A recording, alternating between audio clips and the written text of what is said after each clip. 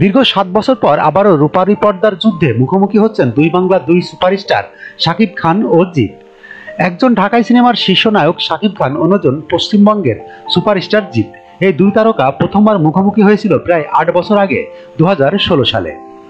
ওই সময় ঈদে মুক্তি পায় শাকিব অভিনীত শিকারী সিনেমা। একই সময়ে বাদশা নিয়ে হাজির হন জিৎ। প্রেক্ষাগৃহে দর্শক টানার যুদ্ধে নামে সিনেমা দুটি। এর 2 বছর পর 2018 সালে ভাইজান এলোরে ও সুলতান সিনেমা নিয়ে মুখোমুখি হাজির হয়েছিলেন দুই নায়ক। এরপর কেটে গেছে 6 বছর। একই সঙ্গে আর দেখা মেলেনি জিৎ শাকিবের।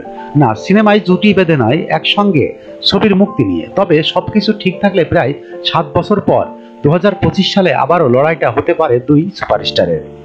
জানা যায় 2025 সালে ঈদ উল ফিতরে মেহেদী হাসান হৃদয়ের পরিচালনায় বরবাদ সিনেমা নিয়ে আসছে শাকিব খান।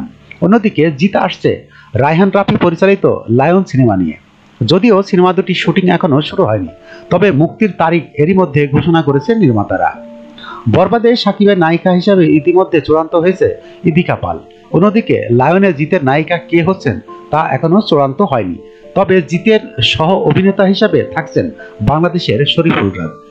সবকিছু ঠিক থাকলে আগামী ঈদ উল ফিতরে মুক্তি পাবে শাকিব খান অভিনীত বরবাদ আর জিৎ অভিনীত লায়ন সিনেমা।